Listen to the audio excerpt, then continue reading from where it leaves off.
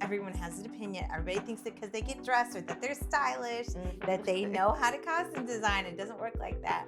But I've been really, really blessed that people have hired me and really kind of trusted me. And if they, were apprehensive or they felt like, their opinion was like way bigger than my skill, they learn quickly. Okay. Okay, my now skill is bigger than your opinion. You got it. I trust you. So thank God that's been the case. Hi, my name is Provi Fulp, and I'm on this week's episode of I Do Film with Cardellia Hunter. I'm so happy to be here. Tune in. Have you ever wondered who's dressing some of your favorite characters on TV or in movies? Or are you wondering who did the wardrobe in your favorite music video? Our next guest has style for hit shows like Queens and Black Lightning and movies such as Little and Girls Trip. Her work doesn't stop there because this fashionista and mom of 5 keeps on going. I Do Film family, please welcome our next guest, Provi Fulp. Hello. Hello there. How are you? I'm fabulous. How are you? I'm doing good. Listen, I'm so excited to have you sitting down with me today. I think the last time that we shared the same stage or space, I should say, was at the HBCU for, I think it was for Macro.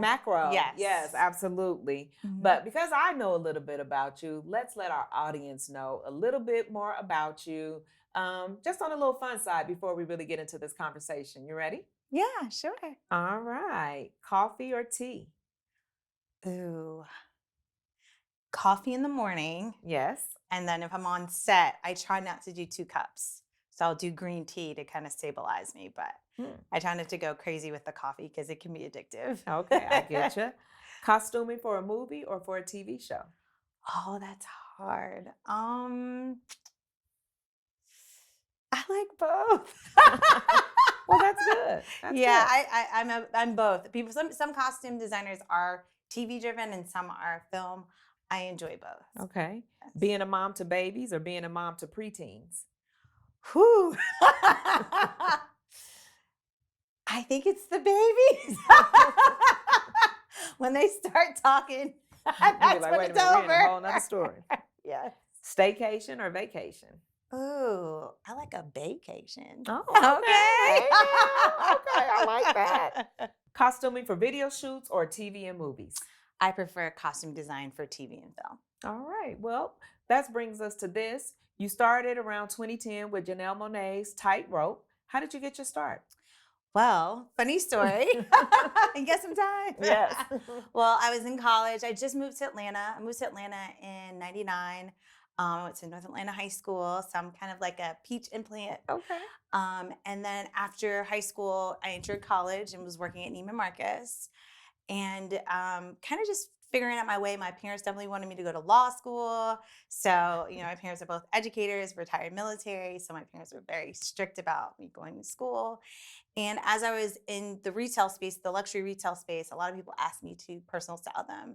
So I started doing that. And then I was like, oh, I really want to do this full time. And my parents were like, that's not really a job. And I was like, what do you mean? I love this. And they were like, no. And so I ended up getting picked up by Ocean Drive magazine after I graduated from college and started being their in-house stylist and associate sales executive for the magazine. So Ocean Drive magazine owned Atlanta Peach back in the day. So everyone back then knew Atlanta Peach. We were the biggest luxury magazine. I always tell people I was the pepper and the salt. Yes, you know what I mean? Absolutely. So that diversity wasn't a thing in Atlanta yet, but it was kind of growing. And so working in Atlanta Peach really showed me what it is to be the pepper and the salt and kind of move in different, environments. I'm a military kid, so I'm used to kind of being with all kinds of people. And it just elevated me as far as like luxury and being exposed to things, like private, like Versace events at the Versace Mansion and going down to Miami Fashion Week. And then I met Sarah Blakely from Spanx, who was one of our, people who were featured in the magazine. So we had to do this huge fashion spread. She had just developed Spanx and it was a big thing. And she asked me to be her stylist. And I was like, oh my goodness, I had to make a decision. But also through that is where I met Janelle Monae. Okay. And she asked me to be her stylist as well. So that's kind of what started my career. Yeah, because I was like, what made you want to do costuming? But I guess getting that niche for just being a stylist, whether it was for Janelle Monae in her Hmm. video, or Sarah Blakely, Yes. yes. Yes, and so through that, I started styling for a while. I did a lot of editorial. Janelle was really my only music person. I wasn't really Okay. big on the music scene, more Okay. personal and editorial styling. And then the film industry came to Atlanta. Okay. Well, I was about to say Tightrope was the first big break. Yes, in the TV and like the music and entertainment space, I would say yes, Okay. absolutely.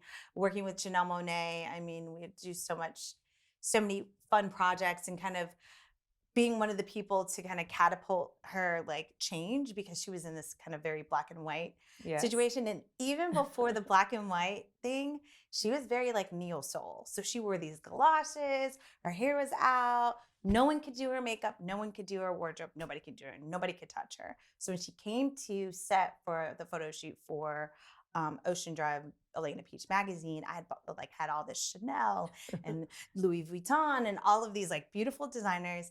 And she was like, "Oh, I brought a suitcase of my own stuff." And I was like, "That's nice, but like, would you please put this Chanel dress on?" And she did. And so I was able to break her. Wow. So that's how I got the opportunity to continue to work with her. And she was very amazing. She has a great spirit. And of course, her style is iconic. So, Yes. building that on Queens, Mhm. the music video with Erica Badu, we were able to kind of give her some diversity. Yeah, because I was about to say, even on Tightrope, she was in black and white. Yes. Let me tell you what stood out for me on that video. The shoes, like the Oxford looking like shoes. And I was like, wow. Those were custom created for her specifically. She really had a vision for black and white, and that represented the blue collar worker, that represented the uniform worker, that represented the people that really embraced her and influenced her. So she wanted to pay homage to that, and she also wanted to be like iconic. That was always her thing, like timeless. Mhm. And so as a woman, and being in the space of entertainment, she just really wanted to stand out. She wanted to be respected. So she Yeah. really took that opportunity to do that through She the black did, and and she's white. definitely timeless. So tell me, what was the transition like going from costuming for a video shoot to film and TV? Well, it was interesting. It's a huge difference, which I Mhm. think a lot of people don't really understand. Sometimes people call me a stylist, which is fine. Okay. I mean, those are my I'm roots. good with it. And but it is very different. So a friend of a friend recommended me to start in the TV side. So Atlanta just was doing kind of like Tyler Perry. Tyler Perry has always been kind of the purveyor of TV and film in Atlanta. Correct. We all know that he's still doing huge things. I mean, Mhm. I think he bought BET. We don't know, but there's a buzzword about it. I mean, he owns it kind of now. I don't know technically, but he seems to be doing a lot of content there. And the game was rebooting and was coming to Atlanta. And so a friend of the friend recommended me. I was actually pregnant at the time. They were like, "Oh, they need an assistant costume designer." And I was like, "Okay." They're like, "No, they can't pull from Neiman's or Saks. They don't understand our business. They're having really hard times. So could you come in and interview for the job?" And I did, and I And got it. Yeah. wow, wow. So yeah, Good break in. yeah. So for our listening audience that is listening right now, what is the difference between a costume designer and a wardrobe stylist? An Emmy or an Oscar. I know that's right. As you guys can see with Ruth Carter's second Yes. Oscar, go Ruth, Yes. one of my go Ruth. mentors Yes. as well. And that's really kind of the difference. Also, there's a lot of major differences aside from the Emmy and the Oscar. Also, the ability to tell story. Mhm. You're breaking down a script. You're doing a lot of research. You are partnering up with someone who's sketching for you or with you, an illustrator. You run a full department. There's like, could be 50, could be 100 people working under you to make sure that your design is being translated on screen. So there's so many moving parts, but the research and development, and if it's a period piece, it's all of it is storytelling. You work Okay. with producers, you work with directors, you work with writers. It's truly a team effort. So without the clothes, there's really no story. Ruth Carter is your mentor. How did you make that connection? Well, she's one of them. Okay. I don't want to take Well, her. Ruth Carter is one of your mentors. Yes, How did you make she that is. connection? Absolutely. So I was working my way up. I do have to say that being an assistant costume designer is not the steps. You Okay. start at a PA, you may get a background customer position, a buyer. I was a buyer for a while. And then you kind of work your way up to the design space, which you may or may not make it there. It depends. Mm-hmm. I was very blessed and just was very humble. And so Ruth Carter was doing a show called Being Mary Jane. Yes. Yes, with Mara and Salim Akil, who did the game, which I was already familiar with working with them. And so I was her assistant designer. And she literally, I mean, just working that show with her as her assistant designer, I learned so much. She put me on to a lot of games. And that's why I said she was one of my mentors, because without her, she didn't have to say anything to me. She could have just been like, do your job. Mm-hmm. But she gave me a lot of huge tips, and she would, just kind of guide me. And, sometimes if I have a question, I can text her and be like, hey, this is what I'm going through. And she'll be like, oh, do this, this, and that. Or, so she's definitely somebody that, Yeah. So, listeners, she knows. just said that she has Ruth Carter on her speed dial. I love it. So, costuming across demographics, is there a rhyme or reason, for it? Like if you're styling for kids, it's brighter colors, or does it matter how you style, or what's the styling technique? If it's cast for like BET or ABC, or is there? There's so many different things that are that there's so many different elements to costume design. And so when we're talking about TV, it's usually you're a head of a department, which is costumes. It's costume designer, assistant designer, key costumer, costumers, PAs, and your buyers. And then you have a tailor team. And then that's the people who sew all of your designs. So usually you have a tailor room that's full of tailors who are, sewing and mending and putting things together. So that's what's happening on the costume side.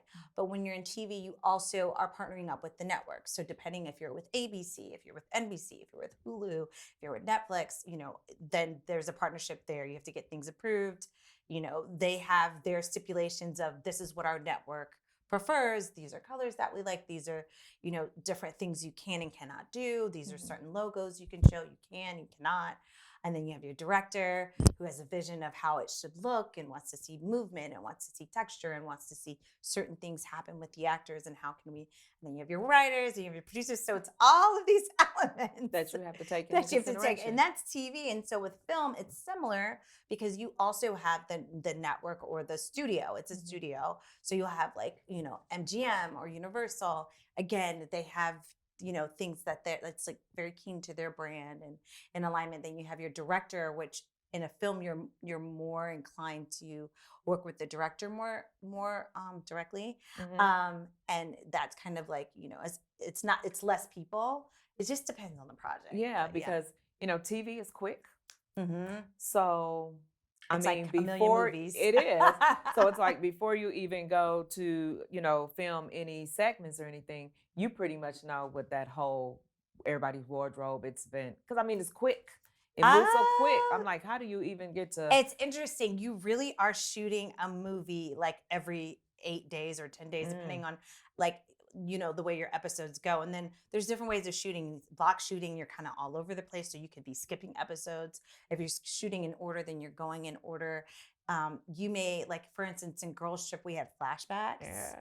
So we had to go back to the 90s. So, it just depends. So it, once you set the look, it changes. Right. It depends on what's happening in the story. Film, though, is a little more like once you set it, it kind of flows a little bit different depending on the film. Okay. Depending on how many actors, depending on where the story is going. But I say TV is a lot more like little mini movies, kind of setting up and closing down, setting up and closing down, or continuing. So, what is the most dramatic outfit you had to do for a film? For a film, for Girls Trip. This is so funny. I love Girls So Jada Pinkett, first of all, she is like has a perfect body. Like, oh my goodness. She came into our fitting, myself and Danielle Hollowell, and she had these like 10-inch Giuseppe's. And she was so like perfect body. And we were like, oh, we have to she has to sail across all of this huge crowd on Bourbon Street. and like pee on everybody. We're like, oh my God, what is she gonna wear? But how are we gonna do this? And so I was like, oh, I know the perfect dress. And Chanchi had this dress that she put on Jennifer Lopez, and I was like, we're gonna do this dress. It's like nothing, and like it's gonna be funny. And so that was the most like challenging. Yeah, that was the most challenging. I think the second most challenging is what I recently did for Dolly Parton was Jimmy Fallon was coming to be on our Christmas film. And they're like, Jimmy Fallon's coming. We're going to do this kind of like Grease Lightning. This is before the death of what's her name? Olivia Newton-John. Yes, this was right before then, and we're doing this ode to Greece. And so I sketched out this like custom jacket. And I drew it, and I said, oh, we're gonna do this, and we're gonna put the Dolly butterfly in it, and they needed it like in 2 days. And so I call one of my artists in Atlanta, and I go, okay, I'm gonna record this. Can you draw it for me? Can you do this? And it needs to be hand painted and beaded and all of this thing. 2 days. 2 days. And we got it done, and he would not take it off because that is you. Is that part of just the process all the way around? They sometimes really want to see it. You have to show. Yeah, and if I get an detail. idea and it's something pivotal for the movie, we just got to get it done. Yeah. So I have people on my team who are like, oh, we love Provi's crazy ideas. Yes, you got a good team. You got a good team. Yeah. So let's talk about Little.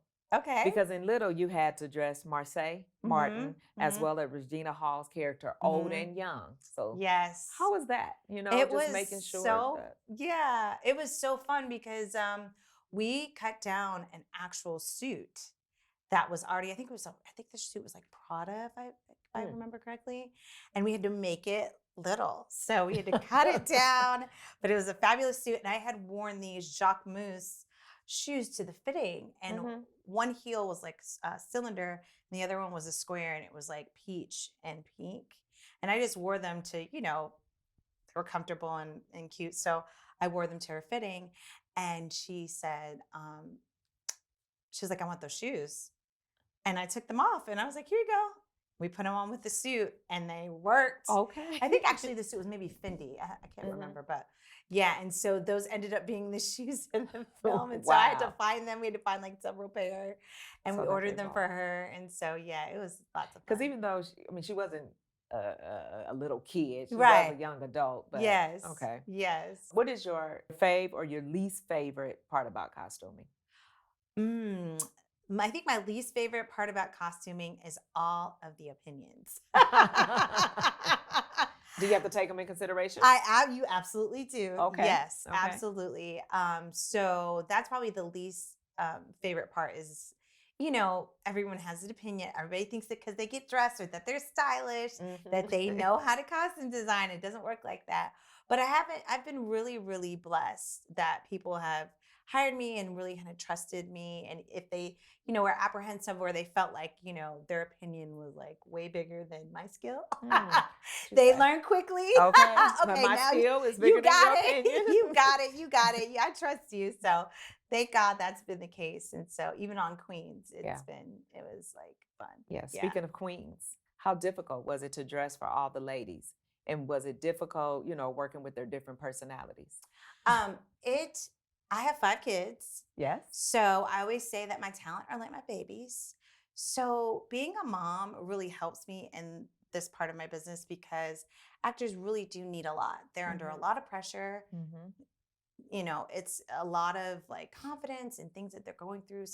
I have actors who are moms or becoming mom. I mean, Eve ended up being pregnant, which was challenging. Oh, yes, right? But it was great that I think she could kind of she felt really comfortable with me because obviously I went through it and, I took extra care of her. But no, it wasn't challenging. It was lots of fun. I mean, they had their different personalities and, when girls come together or women come together, it could be, just challenging, but they really were respectful. I have to say. Some big egos on there. Oh, huge egos. But I think I'm so used to that environment that I just they know I don't play. We, and we also we have really extensive fittings. Everybody knows what they're getting into. It's not a surprise.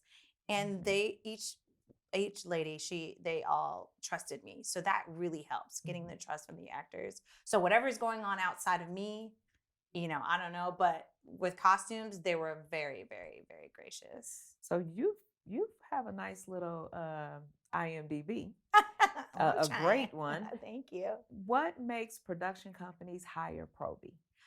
I think it has a lot to do with my integrity. I think that the idea of Hollywood, sometimes people get really jaded. Mm-hmm. It can be very cold. It can be very dark.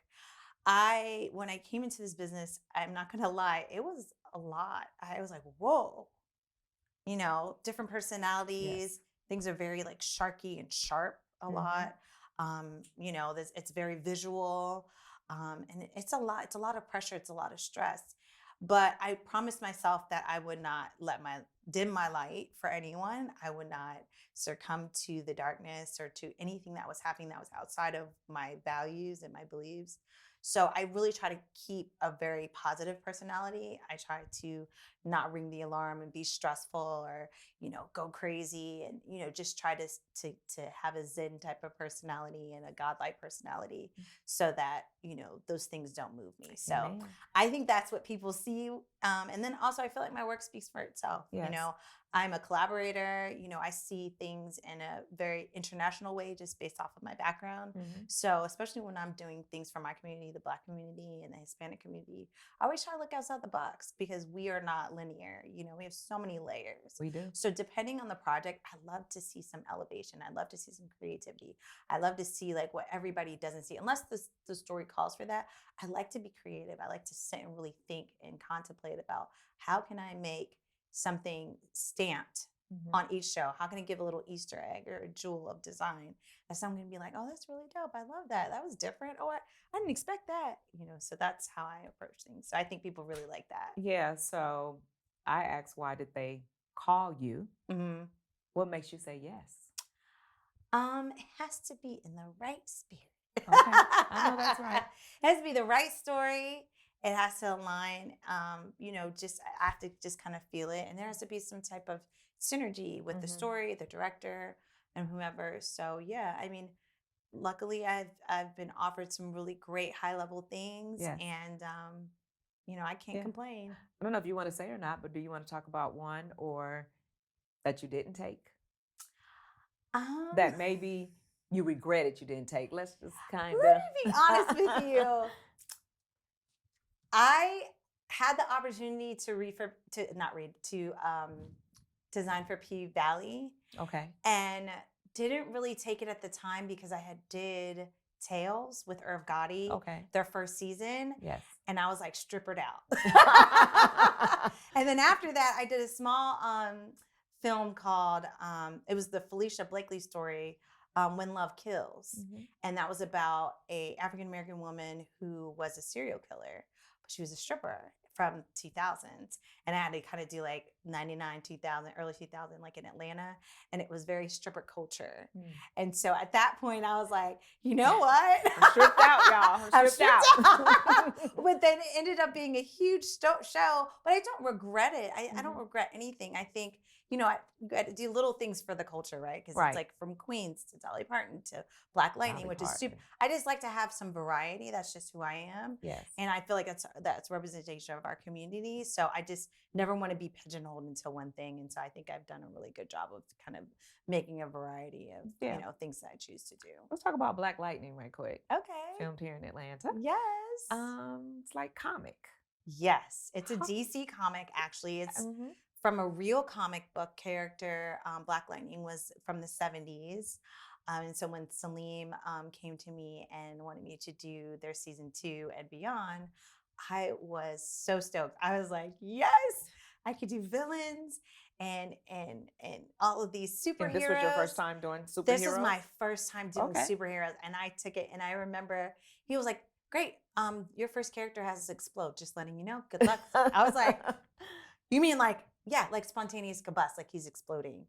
So I had to work with like special effects. I had to work with just my team of people, and we had to make this particular villain explode. But I ended up doing like 13 or 14 superheroes. I redid Blackbird's superhero costume before she was actually the Black Lightning costume, but this was when she was on the ground, which is considered Blackbird, when she was like out on the ground.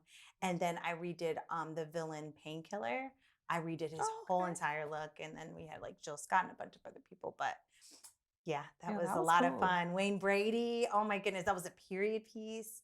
He was playing like a World War II villain. And so that was fun to do with him. And he was a blast to I work was about to with. say, I know he was funny. Oh my, it was funny. He was just so good. He Mm. really took on that villain and really loved the period. It was funny because we actually put Yeezys on him, the Yeezy boots, because they were military boots. He was like, I love this. You get it. You get it. It's like villain, but with some swag. I was like, I got you.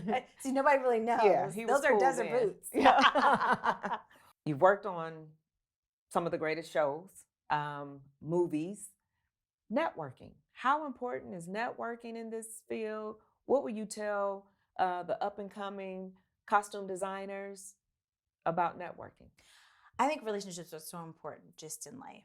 Mhm. I also feel like it's important. I would tell people who are interested in costume design to understand what you're getting into, Mhm. get with someone who can mentor you, be humble and meek. That Mhm. is the main thing. When you're networking, you definitely want to make sure you research who you're going to be meeting or potentially meeting, research what you're getting into, understand what it means to be a costume designer. But relationships are important, so yeah, you should go out and meet people and present yourself in a way that you can be a help to maybe a costume designer in the department and really just understand what you're getting into. Okay. So, this is for my listening audience, but especially for my audience that's watching us via video.